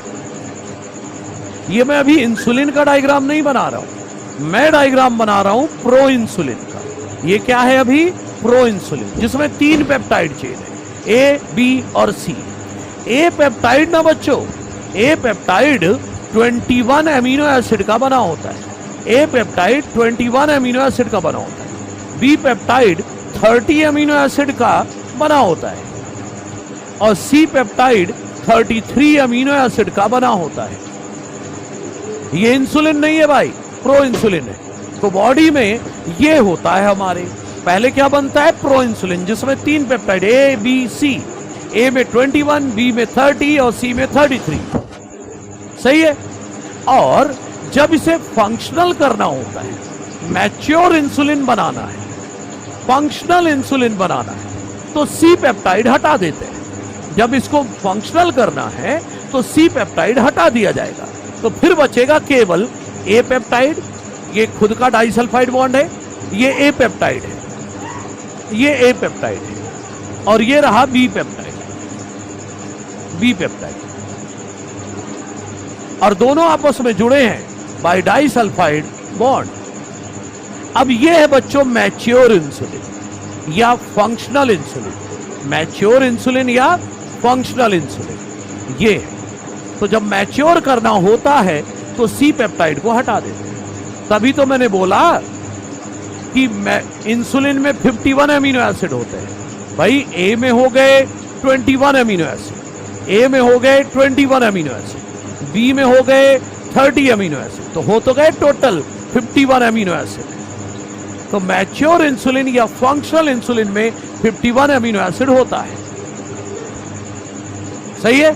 और सी पेप्टाइड अलग कर दो, नीचे बना दो, ये ऐसे कर दो, ये रहा सी पेप्टाइड अलग हो गया। अच्छा, अरे कलर बदल देता हूं भाई, काहे को टेंशन लेते?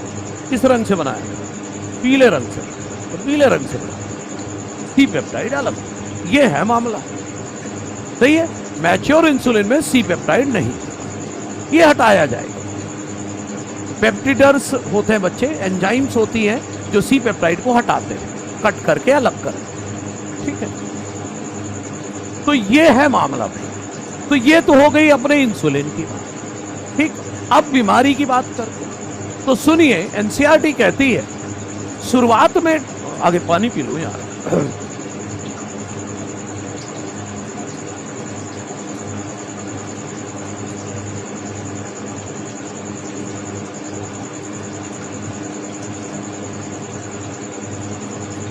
अरे जब इंसुलिन का लेवल डाउन होगा तो सी पेप्टाइड को हटाना है, तो एंजाइम होंगी जो सी पेप्टाइड को काट के अलग कर दें।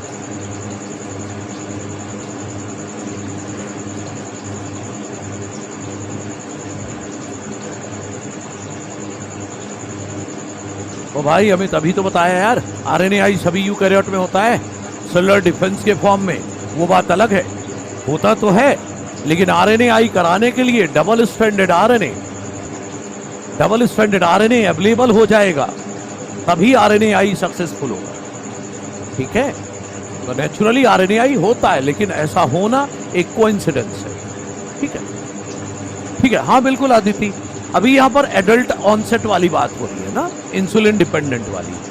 तो चलिए मेरी बात सुनिए, सभी सुने। देखो भाई, शुरुआत में डायबिटीज के इलाज के लिए ये जो स्लफर्ड कैटल एंड पिग, स्लफर्ड मतलब वही जो लोग मीट बेचते हैं, कैटल्स को, पिग्स को काटते हैं, बेचते हैं, है ना, सही है, समझना।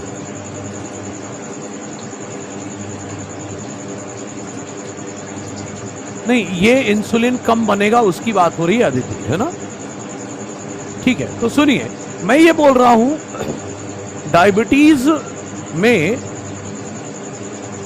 डायबिटीज में शुरुआत में क्या होता है, मरे हुए कैटल और पिग के पैंक्रियाज से इंसुलिन निकाल के दिया जाता है।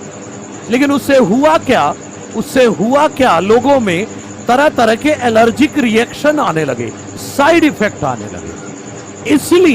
इसलिए पहली बार रिकॉम्बिनेंट डीएनए टेक्नोलॉजी से इंसुलिन बनाया था एक अमेरिकन कंपनी जिसका नाम है इली लिली ने। रिकॉम्बिनेंट डीएनए टेक्नोलॉजी से पहली बार, रिकॉम्बिनेंट डीएनए टेक्नोलॉजी से अमेरिकन कंपनी ने इंसुलिन बनाया था जिसका नाम था इली लिली। 5 जुलाई 1983 को बनाया था, सही है। तो सुनिए, अब मैं बात कर रहा हूं इली लिली ने रिकॉम्बिनेंट डीएनए टेक्नोलॉजी से ह्यूमन इंसुलिन कैसे बनाया था। Production of human insulin bye recombinant DNA technology. Recombinant DNA technology किसने बनाया था? एक अमेरिकन कंपनी जिसका नाम था, क्या नाम था, इली और लिली, कब बनाया था? 5 जुलाई 1983।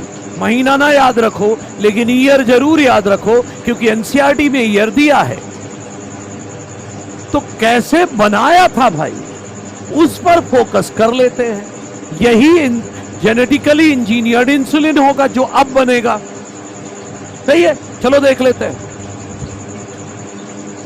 देखो भाई, इन्होंने ना इंसान से इंसुलिन जीन नहीं निकाली थी, आर्टिफिशियली ए पेप्टाइड बनाने वाले जीन खुद बनाया, बी पेप्टाइड बनाने वाले जीन खुद बनाई, फिर डाल दो प्लाज्मिड में, फिर ई कोलाई में आ जाओ। मान लो ये आर्टिफिशियल जीन है ए पेप्टाइड,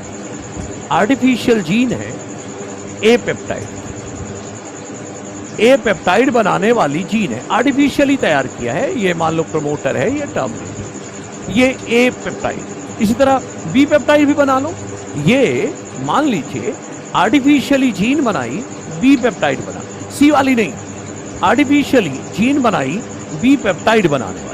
तो चलो बी पेप्टाइड बनाने वाली जीन भी बना दो भाई। तो ये रही बी पेप्टाइड बनाने वाली जीन, ये रहा प्रमोटर, ये रहा टर्मिनेटर, बन गई जीन।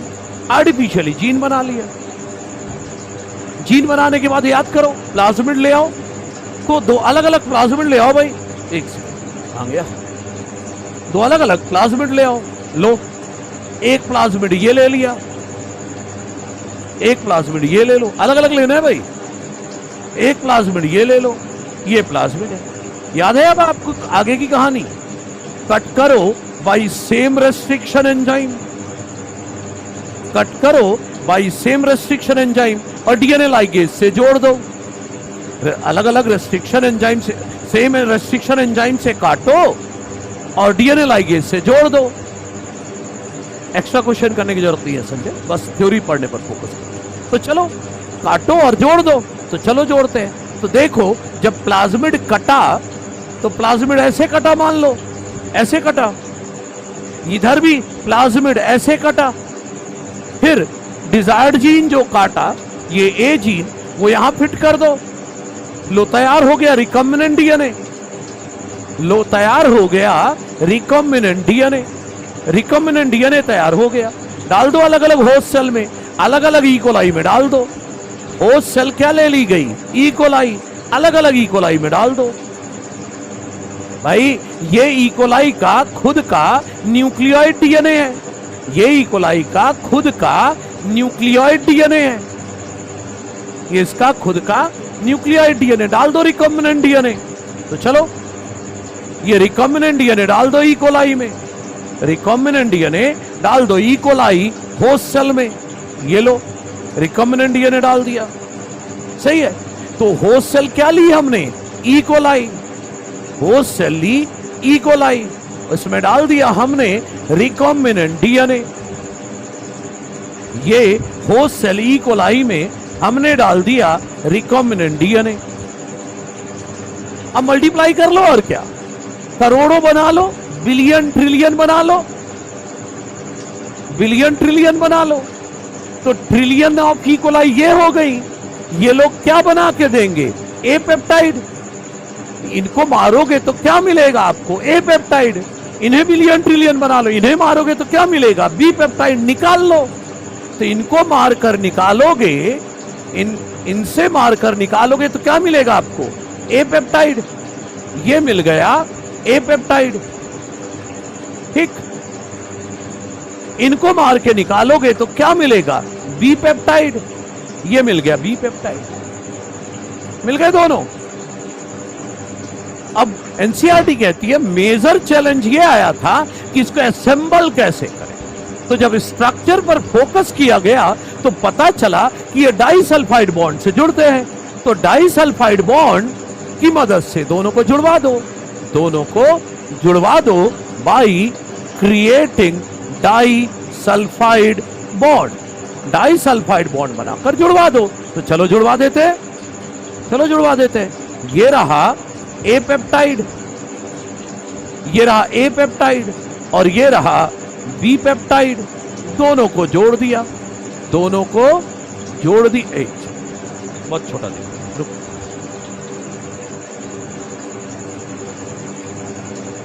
रुको। डाइसल्फाइड बॉन्ड से दोनों को जुड़वा दो। तो ये रहा भाई ए पेप्टाइड जिसमें खुद का डाइसल्फाइड बॉन्ड है, ये ए पेप्टाइड है। और ये रहा बी पेप्टाइड, दोनों को जुड़वा दो बाई डाइसल्फाइड बॉन्ड। लो जुड़ गया, लो बन गया ह्यूमन इंसुलिन। क्या बन गया? Human insulin. पता है मार्केट में किस नाम से बेचा जाता था इसको? इसको बेचा जाता है बाय नेम ह्यूमलिन। किस नाम से बेचा जाता है? ह्यूमलिन के नाम से बेचा जाता है। ठीक है, तो देखो आगे ए और बी जीन बना ली, अलग अलग प्लाज्मिड में डाल दिया, क्या बन गया? Recombinant DNA. फिर अलग अलग इकोलाई में डाल लिया, फिर इससे ए पेप्टाइड निकल गया, इससे बी निकल गया, डाइसल्फाइड बॉन्ड से जोड़ दो, लो बन गया ह्यूमन इंसुलिन, जिसका नाम क्या रखा गया? ह्यूमलिन। इंजेक्शन के फॉर्म में दिया जाता है। एनसीईआरटी में क्वेश्चन है, ओरली क्यों नहीं देते? टैबलेट के फॉर्म में क्यों नहीं देते? ओ भाई ये प्रोटीन है, ओरली टैबलेट के फॉर्म में खाओगे प्रोटीन डाइजेस्ट हो जाएगा। जैसे दाल की प्रोटीन डाइजेस्ट हो जाती है वैसे इंसुलिन प्रोटीन भी डाइजेस्ट हो जाएगा। समझ रहे हैं मेरी बात को? ये है मामला। ठीक है बच्चों, ये इंसुलिन की बात होगी। ठीक बच्चों, एक बार नीट में ना एक क्वेश्चन आया था कि करेक्ट बताओ अबाउट जेनेटिकली इंजीनियर्ड इंसुलिन। समझ रहा, मैं वो सवाल लेकर आता हूं, मॉड्यूल उठाता हूं, रखा है शायद। हाँ,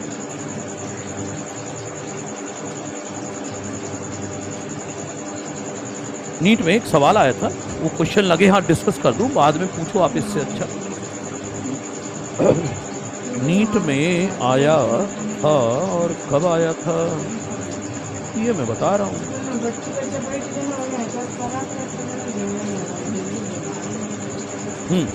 नीट 2022 एक में एक ही ग्रो करा। ओ भाई पोलियो का भी भाई वो अलग चीज है, ये प्रोटीन है, वो वैक्सीन है, ये इंसुलिन प्रोटीन है। देखो जरा, नीट 2022 में क्वेश्चन आया था, सवाल करना जरा फटाफट, सुनना जरा। पूछा है which statement are correct about genetically artificially gene बना सकते हैं। मैंने बताया था बायोटेक के फर्स्ट चैप्टर में, बायोटेक के फर्स्ट चैप्टर में बताया था आर्टिफिशियली जीन बना सकते हैं by use of DNA polymerase. A और बी पेप्टाइड को डिफरेंशिएट कैसे करोगे? डाइसल्फाइड से। ए का खुद का डाइसल्फाइड बॉन्ड होता है, बी में नहीं होता, और लेंथ से भी तो पता चल जाएगा। ए में 21 अमीनो एसिड, बी में 30 है, तो एक छोटा एक बड़ा होगा। चलो आ जाओ। नीट में जो 2022 में क्वेश्चन आया था, सवाल सुने, which statement is are correct about genetically engineered insulin. पहला स्टेटमेंट सुनो, pro hormone insulin contain extra stretch of C peptide. Pro hormone insulin contain extra stretch of C peptide. हाँ, प्रो हार्मोन इंसुलिन जो होता है, pro insulin जो होता है उसमें सी पेप्टाइड होता है। बिल्कुल सही है, बिल्कुल सही है, लेकिन जेनेटिकली इंजीनियर्ड इंसुलिन से इसका कोई लेना देना नहीं। जेनेटिकली इंजीनियर्ड इंसुलिन मतलब ये, इससे कोई लेना देना नहीं इस पॉइंट का। दूसरा सुनो, A and B peptide chain of insulin were produced separately in E. coli, extracted and combined by creating disulfide bond between them. ए और बी पेप्टाइड को अलग अलग बना प्रोड्यूस किया गया ई कोलाई में, एक्सट्रैक्ट किया गया और जोड़ा गया डाइसल्फाइड बॉन्ड से। बिल्कुल सही है, पेज 102 बिल्कुल सही है। और जेनेटिकली इंजीनियर्ड इंसुलिन की बात कर रहा है ये, सही है, तो बी सही है, जेनेटिकल इंजीनियर। सी सुनो, insulin use for treating diabetes cattle और पिग से निकाला जाता था। हाँ बिल्कुल सही है, लेकिन जेनेटिकली इंजीनियर्ड इंसुलिन से कोई लेना देना नहीं।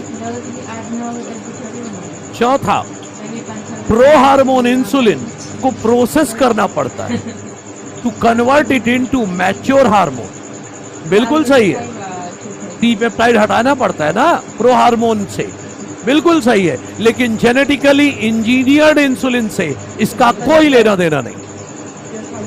अगला, some patient develop allergic reaction to foreign insulin. Cattle और पिग से देते थे ना इंसुलिन, उससे एलर्जिक रिएक्शन होता, बिल्कुल सही है। लेकिन जेनेटिकली इंजीनियर्ड इंसुलिन से इसका कोई लेना देना नहीं। सही तो पांचों स्टेटमेंट है, लेकिन जेनेटिकली इंजीनियर्ड इंसुलिन से केवल एक ही रिलेटेड है, बी वाला, कि ए और बी अलग अलग प्रोड्यूस किए गए, एक्सट्रैक्ट किया गया और डाइसल्फाइड बॉन्ड से जोड़ा गया। सही है? नहीं, जेनेटिकली इंजीनियर्ड इंसुलिन के बारे में पूछ रहा है, मतलब इस प्रोसेस से रिलेटेड पूछ रहा है। ठीक है, तो इस तरह के क्वेश्चन आए, सही पांचों हैं, तो ध्यान रखना, इसीलिए बताया मैंने इसको। ठीक है बच्चों, तो सुनिए मेरी बात। Application of recombinant genetic technology in medicine में पहला था जेनेटिकली इंजीनियर्ड इंसुलिन। दूसरा है बच्चों जीन थेरेपी। क्या दूसरा क्या है? Gene therapy. मेरी बात ध्यान से सुनिएगा। जीन थेरेपी बच्चों यूज की जाती है to treat hereditary diseases. Genetic diseases को ठीक करने के लिए यूज किया जाता है। लाइक कोई भी हेरिडिटरी डिजीज हो, चाहे वो कलर ब्लाइंडनेस हो, हीमोफीलिया हो, कलर ब्लाइंडनेस हो, हीमोफीलिया हो, स्किड हो, स्किड जानते हैं ना, severe combined immunodeficiency.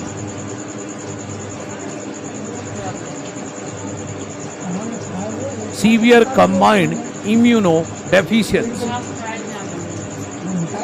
Hereditary diseases को ठीक करने के लिए यूज किया जाता है इसको। ठीक है, पागल हो रहे हो क्या? अभी तो समझाए यार उस क्वेश्चन को। सारे सही हैं, लेकिन जेनेटिकली इंजीनियर्ड इंसुलिन मतलब इली लिली ने जो किया उससे रिलेटेड कौन सा सही है, बस वो बताना है। हाँ बिल्कुल, सिस्टिक फाइब्रोसिस भी लिख सकते हैं, कोई दिक्कत नहीं। ठीक है बच्चों, ठीक है, चलिए बच्चों। तो हेरिडिटरी डिजीजेस को ट्रीटमेंट में ट्रीट करने के लिए यूज होता है। कब? जब बीमारी का पता चल जाए अर्ली चाइल्डहुड में। बेस्ट होगा अर्ली एम्ब्रियोनिक स्टेज में। अगर अर्ली एम्ब्रियोनिक स्टेज में पता चल जाए तो और अच्छा हो जाए। तो मैं ये कह रहा हूं, अगर बच्चों में या एम्ब्रियोनिक स्टेज में इन बीमारी का पता चल जाए तो ठीक करने के लिए जीन थेरेपी यूज कर सकते हैं। जीन थेरेपी में करते क्या है? मान लो ये एक सेल है, अर्ली एम्ब्रियोनिक स्टेज की बात कर रहा हूं। अर्ली एम्ब्रियोनिक स्टेज में गिनती की तो कुछ सेल है। मान लो पता चल गया उसमें, यहां पर मान लो ये एक्स क्रोमोसोम का डीएनए, क्या है ये? एक्स क्रोमोसोम का डीएनए। यहां पर ब्लड क्लॉटिंग फैक्टर 8 बनाने वाली जीन डिफेक्टिव है।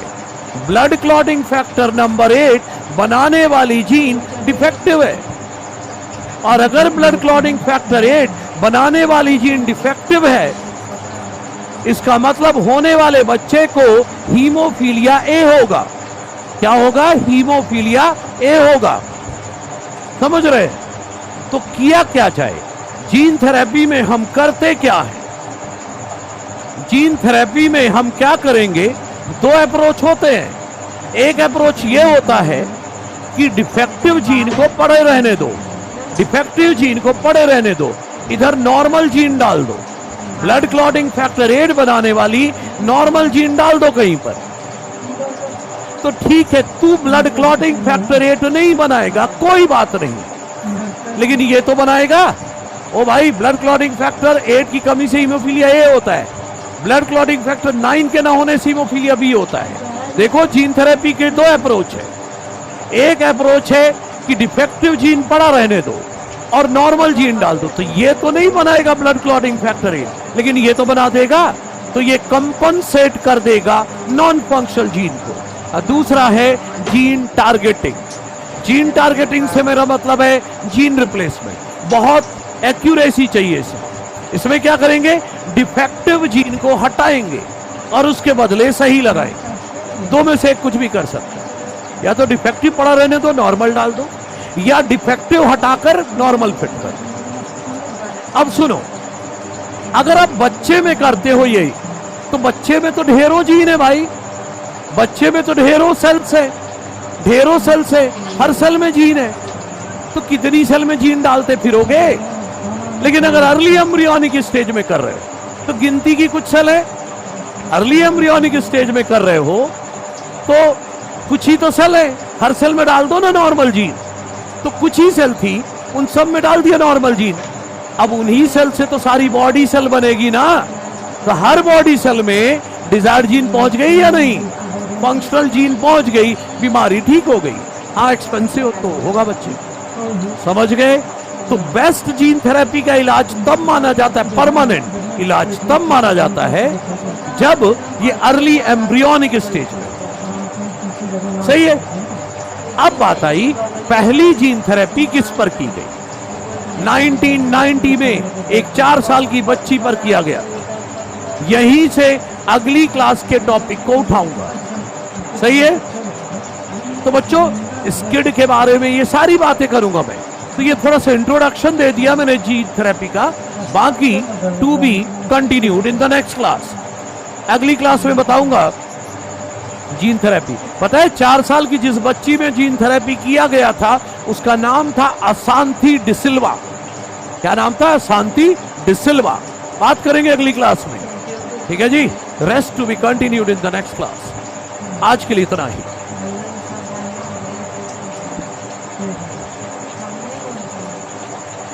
परिवार के लिए समझदार